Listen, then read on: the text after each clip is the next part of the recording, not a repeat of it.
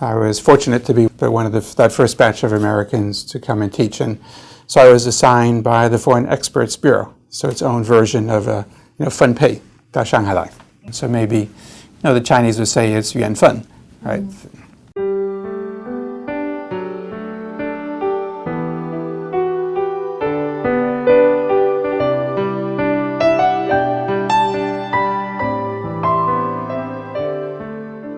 In the case of President Clinton's visit then, so I had a very big role in terms of designing the visit. So you may not remember, but this is one of the longest presidential visits to any one city. It was almost for 10 days. President Clinton started in Xi'an, then he went to Beijing, and then Shanghai, and then to Guilin. And so each city had a theme.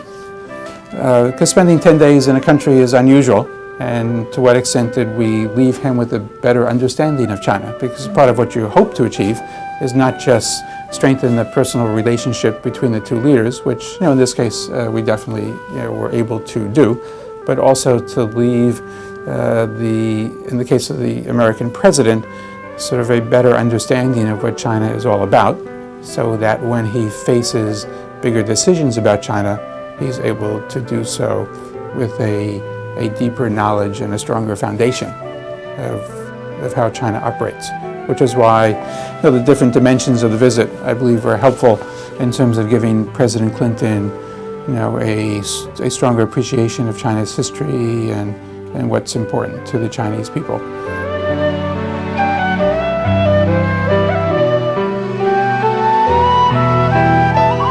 So I was in the embassy sort of lobby, and I would wait for the student group to arrive, and then I walked out to the gate and received their petition. Over the course of, so this was over the course of maybe an hour or so, and the mood of the crowd got uglier and uglier with each school that came by. Because the first group was relatively calm and polite, and they yelled at me and gave me sort of a document, and so I listened to them and accepted it, and then went back into the embassy.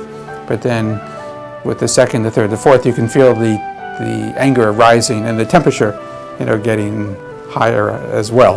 I mean, there's always a certain amount of that, but at the end of the day, both governments are looking to get past the problem, because there are always larger issues at stake, and that provides the ability to reach a settlement. And even in cases like the deaths of the Chinese diplomats, there are more relevant legal precedents in other parts of the world that serve as some basis for discussion. I guess one lesson from these crises in the past is that it is important for each side to understand what actually has happened. So of course, each side is staffed by officials from the respective governments, and they'll be sending information up through the chain of command, but that information might have a bias. It might be incorrect, and even if, let's say, a Chinese leader speaking to an American leader, I mean, each leader is going to have their own point of view on something, but by listening to the other side, it can help to expose what might be a bias in your own assumptions and could lead to a better outcome.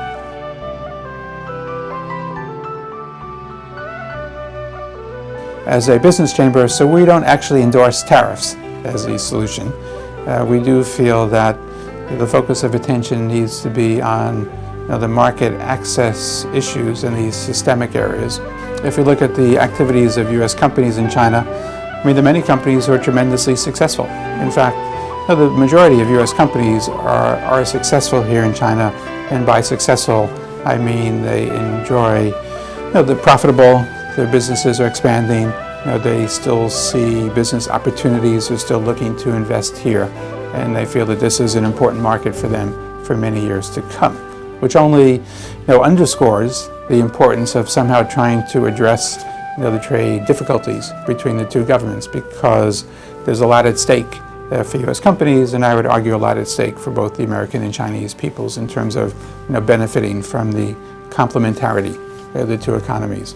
In the short term, I would say that there's a fairly high level of anxiety about what we're in for over the next year or so, because of the tariffs from both governments and those tensions. But over the long term, I believe the companies still believe that there are significant opportunities here. They have committed a lot of time and resources to understanding China and finding ways to be successful in this market. In most cases they have been, so they do want to continue to be here. So for me, of course, I hope for closer and better relations between the United States and China. I do believe that this is in the interests of the global community. It's certainly in the interests of my domestic harmony in terms of for me at home, but I do believe that the Americans and Chinese do actually have a natural affinity for each other. So I'm optimistic about the future and hope that we can have as strong a relationship as possible.